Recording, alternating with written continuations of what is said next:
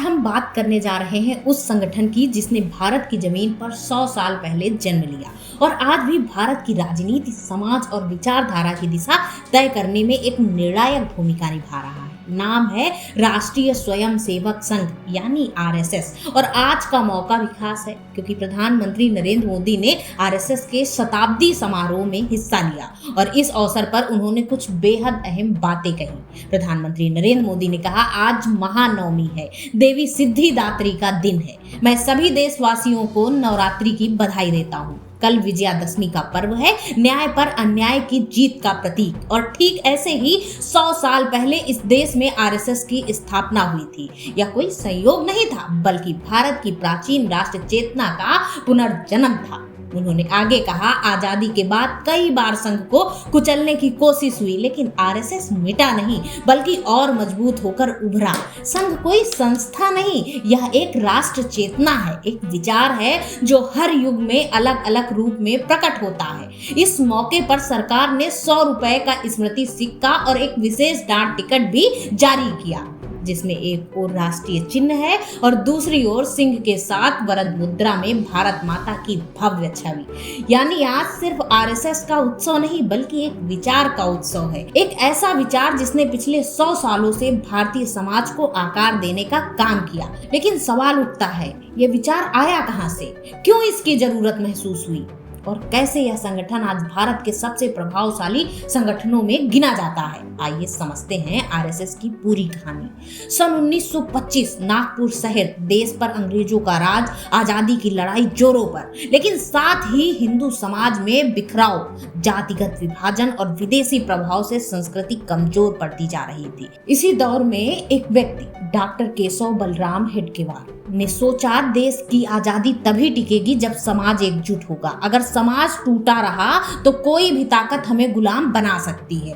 और इसी सोच के साथ 27 सितंबर 1925 को राष्ट्रीय स्वयंसेवक संघ की स्थापना हुई।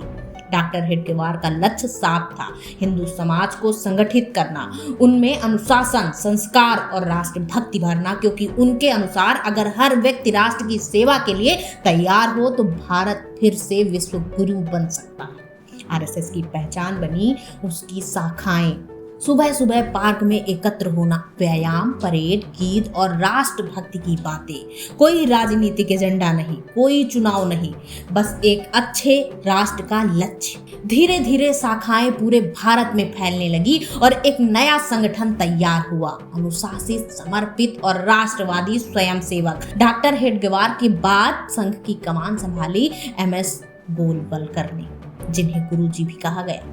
गोलवलकर ने आरएसएस की विचारधारा को दार्शनिक आधार दिया। उन्होंने कहा, भारत एक हिंदू राष्ट्र है, यहाँ की संस्कृति, परंपरा और पहचान हिंदुत्व से जुड़ी है। उनकी किताब we are our nationhood defined में उन्होंने लिखा कि भारत की आत्मा हिंदुत्व में बसती है। हालांकि यही विचार आगे चलकर विवाद का कारण भी बना, क्योंकि कई आलोचकों ने कहा कि यह विचार भारत की विविधता को नजरअंदाज करता है। आजादी के बाद जब महात्मा गांधी की हत्या हुई तो नाथूराम गोडसे के आरएसएस से पुराने संबंधों को लेकर संगठन पर सवाल उठे और सरकार ने आरएसएस पर प्रतिबंध लगा दिया। कई स्वयंसेवक गिरफ्तार हुए लेकिन जांच में संगठन की सीधी भूमिका साबित नहीं हुई। शर्तों के साथ बैन हटा। आरएसएस ने खुद को एक गैर राजनीतिक सांस्कृतिक संगठन बताकर फिर काम शुरू किया।